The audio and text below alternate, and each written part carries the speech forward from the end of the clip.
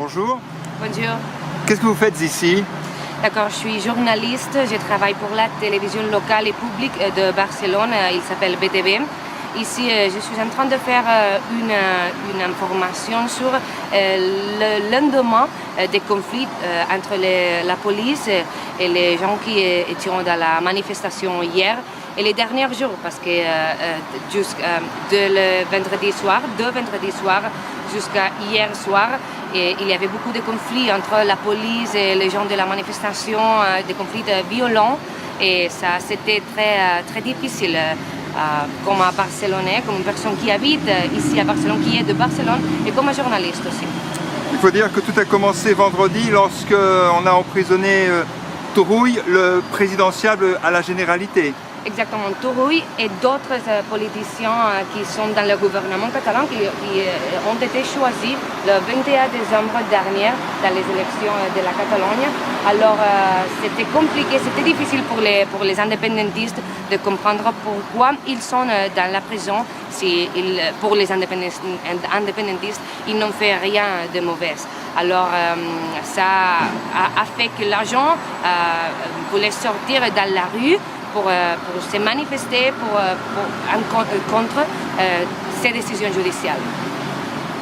Et qu'est-ce qui s'est passé le surlendemain lorsqu'on a appris que Puigdemont était pris par la police allemande?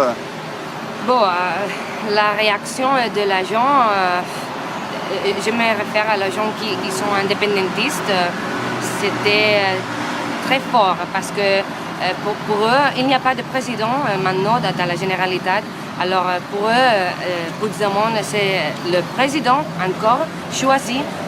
Alors savoir qu'il est dans la prison, qu'il est retenu pour les policiers allemandes, c'était une nouvelle très difficile à accepter, très difficile pour les indépendantistes. Alors, dans quelques heures, 2, 3, 4 heures, milliards de gens sont sortis dans la rue pour faire des manifestations.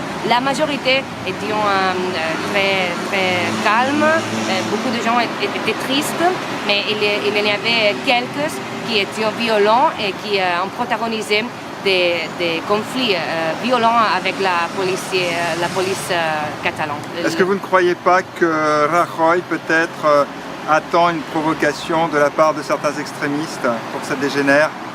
Bon, ça c'est difficile à dire, à accepter comme un journaliste, mais on peut arriver à penser quelquefois que le gouvernement espagnol veut de la violence pour pouvoir dire qu'il y a des rébellions, parce que la rébellion, le délit de rébellion, ça implique violence.